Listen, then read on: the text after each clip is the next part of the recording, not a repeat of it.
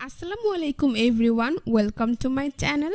একদমই ভিন্ন উপায়ে খুবই সহজভাবে ভীষণ মজাদার ঝটপট ইউনিক একটি বিকেলের নাস্তার রেসিপি আজকে আপনাদের সাথে শেয়ার করছি। মাত্র 1 কাপ ময়দা আর 2টি ডিম দিয়ে কোনো রকম ঝামেলা ছাড়াই ঘরে থাকা সামান্য কিছু উপকরণ দিয়ে আপনারা বিকেলের এই নাস্তাটি তৈরি করে নিতে পারবেন। আর একবার তৈরি করলে পরিবারের বড় থেকে ছোট সকলেই খেতে খুবই পছন্দ করবে। আশা করছি আজকের রেসিপিটা আপনাদের সবার কাছে ভীষণ ভালো লাগবে। তো আর কথা বাড়াচ্ছি না, চলুন সহজেই রেসিপিটি ঝটপট দেখে নিচ্ছি। এই রেসিপিটি তৈরি করার জন্য প্রথমে একটি মিক্সিং বলে আমি 1 কাপ পরিমাণ ময়দা নিয়ে নিচ্ছি। আপনারা চাইলে এর পরিবর্তে আটাও নিতে পারবেন। তারপর এর মধ্যে দিয়ে দিচ্ছি স্বাদ মতো লবণ, অ্যাড করে দিচ্ছি প্রায় 1 টেবিল চামচ পরিমাণ রান্নার রেগুলার তেল। এবার কিছুটা সময় নিয়ে তেল আর ময়দা একসাথে খুব ভালো করে মিশিয়ে নিতে হবে। এখানে ময়ানটা যত ভালো হবে আর যত বেশি সময় নিয়ে তেল ময়দার সাথে মিশিয়ে নিতে পারবেন, নাস্তা তত বেশি খাস্তা এবং ক্রিস্পি হবে। যখন দেখবেন ময়দা এইভাবে হাত দিয়ে মুঠো করলে দলা পেকে যায়, তাহলে বুঝতে হবে ময়দা পারফেক্টলি মাখানো হয়ে গিয়েছে। এখন আমি এর মধ্যে অল্প অল্প করে নর্মাল টেম্পারেচারের পানি অ্যাড করে দিচ্ছি আর একটি সফট ডো তৈরি করে নিচ্ছি। ডোটাকে খুব বেশি নরম করে ফেলা যাবে না, আবার অনেক বেশি শক্ত করেও করা যাবে না। নর্মাল রুটির ডো এর মতো করে একটি ডো এখানে আমি তৈরি করে নিচ্ছি। দেখতেই পাচ্ছেন আমার ডো তৈরি করা হয়ে গিয়েছে। এখন আমি এর উপর সামান্য পরিমাণ তেল মাখিয়ে একটি ঢাকনা দিয়ে ঢেকে এটাকে রেস্টে রেখে দেব 15 থেকে 20 মিনিটের জন্য। তারপর চুলায় এরকম একটি প্যানে প্রায় 2 টেবিল চামচ পরিমাণ রান্নার রেগুলার তেল দিয়ে দিচ্ছি। তেল কিছুটা গরম হয়ে গেলে এখানে আমি 1/4 কাপ পরিমাণ পেঁয়াজ কুচি দিয়ে দিচ্ছি। চুলার আঁচ মিডিয়ামে রেখে পেঁয়াজ কুচিটাকে কিছুটা ভেজে নিতে হবে। খুব বেশি ভেজে পেঁয়াজগুলোকে লাল করে ফেলা যাবে না, মোটামুটি পেঁয়াজের কালার চেঞ্জ হওয়া পর্যন্ত ভেজে নিতে হবে। দেখতেই পাচ্ছেন আমার পেঁয়াজগুলো ভাজা হয়ে গিয়েছে। এখন আমি এর মধ্যে 1/4 কাপ পরিমাণ পানি অ্যাড করে দিচ্ছি। তারপর দিয়ে দিচ্ছি স্বাদ মতো লবণ, ভাজা জিরার গুঁড়া দিয়ে দিচ্ছি 1/2 চা চামচ পরিমাণ, লাল মরিচের গুঁড়া দিয়ে দিচ্ছি 1/2 চা চামচ পরিমাণ, 1/2 চা চামচ পরিমাণ আদা বাটা রসুন বাটা দিয়ে দিচ্ছি। আর সবশেষে এখানে আমি অ্যাড করে দিচ্ছি 1/2 চা চামচ পরিমাণ চাট মশলা। এবার এই সবগুলো মশলা পেঁয়াজের সাথে খুব ভালো করে মিশিয়ে 2 থেকে 3 মিনিটের মতো ভেজে নেব। এতে করে মশলাগুলোর কাঁচা গন্ধ চলে যাবে। তো ভাজা হয়ে গেলে এবার আমি এর মধ্যে অ্যাড করে দিচ্ছি 2 থেকে 3টে কাঁচামরিচ কুচি। কাঁচামরিচটাকে আমি পেঁয়াজের সাথে কিছুটা মিশিয়ে নিচ্ছি। তারপর এখানে আমি দিয়ে দিচ্ছি 2টি ডিম। ডিমগুলোকে আমি প্রায় 20 মিনিট আগে ফ্রিজ থেকে নামিয়ে রেখেছিলাম। তো ডিমটা দেওয়ার পর সাথে সাথে ডিমটাকে পেঁয়াজের সাথে খুব ভালো করে মিশিয়ে নিচ্ছি। কিছুটা সময় নিয়ে মিশিয়ে ডিমটাকে এভাবে ঝুরঝুরে করে নিতে হবে। আশা করি আপনারা দেখেই বুঝতে পারছেন। তো আমার ডিমটা খুব ভালো করে ভাজা হয়ে গিয়েছে।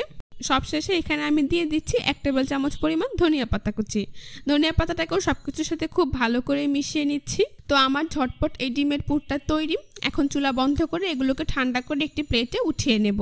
ফিরে এলাম 20 মিনিট পর। আমি ঢাকনাটা সরিয়ে নিচ্ছি। দেখতেই পাচ্ছেন ডো কিন্তু আগে থেকে অনেকটাই সফট হয়ে গিয়েছে। এখন এটাকে আরও কিছুটা সময় মথে নিচ্ছি। তারপর একটি বোর্ডের ওপর নিয়ে নিচ্ছি। বোর্ডের ওপর নিয়ে এভাবে লম্বা রোলের মতো তৈরি করে নিচ্ছি।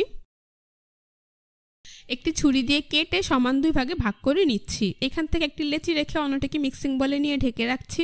এবার এই লেচিটাকে এভাবে গোল বলের মতো তৈরি করে নিচ্ছি।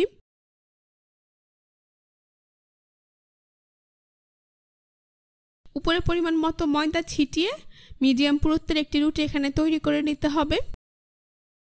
খুব বেশি পাতলা করে কিংবা অনেক বেশি ভারী করে রুটিটাকে বেলা যাবে না। দেখতেই পাচ্ছেন আমার রুটি তৈরি করা হয়ে গিয়েছে। এর পুরুত্বটা আপনাদেরকে আমি একটু দেখিয়ে দিচ্ছি। এখন তৈরি করে রাখা ডিম পেঁয়াজের পুর থেকে অর্ধেকটা পুর আমি এই রুটির মধ্যে দিয়ে দিচ্ছি। তারপর চামচ দিয়ে পুরো রুটিতে পুরটাকে আমি ছড়িয়ে দিচ্ছি। তো দেখতেই পাচ্ছেন আমি কিন্তু পুরো রুটিতে ডিম পেঁয়াজের পুরটা ছড়িয়ে দিয়েছি। এবার রুটির নিচের পাশ থেকে এইভাবে রোলের মতো করে ফোল্ড করে নিচ্ছি। আপনারা একটু খেয়াল করলেই বুঝতে পারবেন কাজটা আমি ঠিক কিভাবে করছি। রুটিটা ফোল্ড করার সময় যথাসম্ভব টাইট করে ফোল্ড করতে হবে। এতে করে নাস্তাটা দেখতে যেমন সুন্দর হবে, খেতেও অনেক বেশি ভালো লাগবে। দেখতেই পাচ্ছেন আমি কিন্তু পুরো রুটিটাকে এইভাবে ফোল্ড করে নিয়েছি। এবার শেষের এই অংশে আঙুল দিয়ে কিছুটা পানি লাগিয়ে নিচ্ছি। এতে করে নাস্তাটা সিল করতে সুবিধে হবে।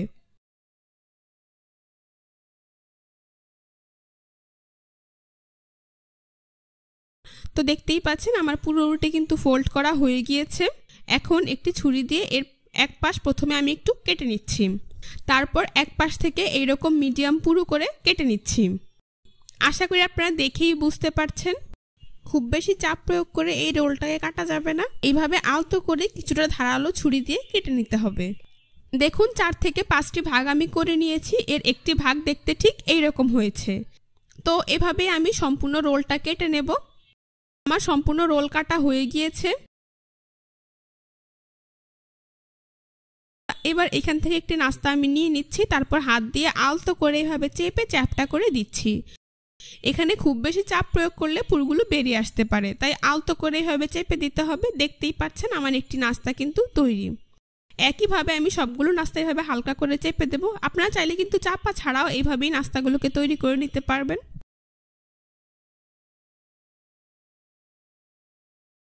এবার এগুলোকে আমি একটি প্লেটে উঠিয়ে নিচ্ছি। এভাবে আমি সবগুলো নাস্তা তৈরি করে নিয়েছি। এখন অন্য একটি মিক্সিং বলে আমি 2 চা চামচ পরিমাণ ময়দা নিয়ে নিচ্ছি। তারপর এর মধ্যে অল্প অল্প করে পানি অ্যাড করে একটি ব্যাটার তৈরি করে নেব।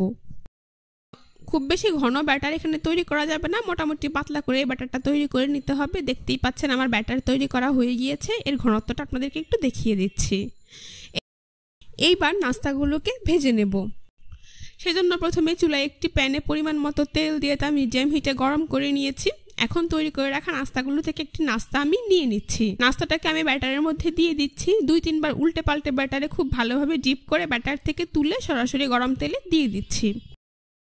এভাবে আমি সবগুলো নাস্তা ব্যাটারে ডিপ করে ব্যাটার থেকে তুলে গরম তেলে দিয়ে দেব।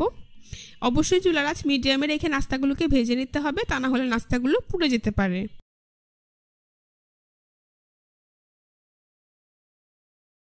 নাস্তাগুলোর এক পাশ ভাজা হয়ে গিয়েছে, এখন নাস্তাগুলোকে আমি উল্টে দিচ্ছি। এভাবে কিছুক্ষণ পর পর অনবরত উল্টে পাল্টে নাস্তাগুলোকে আমি গোল্ডেন ব্রাউন কালার এবং ক্রিস্পি করে ভেজে নেব। তো দেখতেই পাচ্ছেন আমার নাস্তাগুলো ভাজা হয়ে গিয়েছে, খুব সুন্দর কালার চলে এসেছে। এখন একটি ছাঁকনি দিয়ে এগুলোকে তেল থেকে তুলে খুব ভালো করে তেল ঝরিয়ে একটি নাস্তার প্লেটে নিয়ে নিচ্ছি।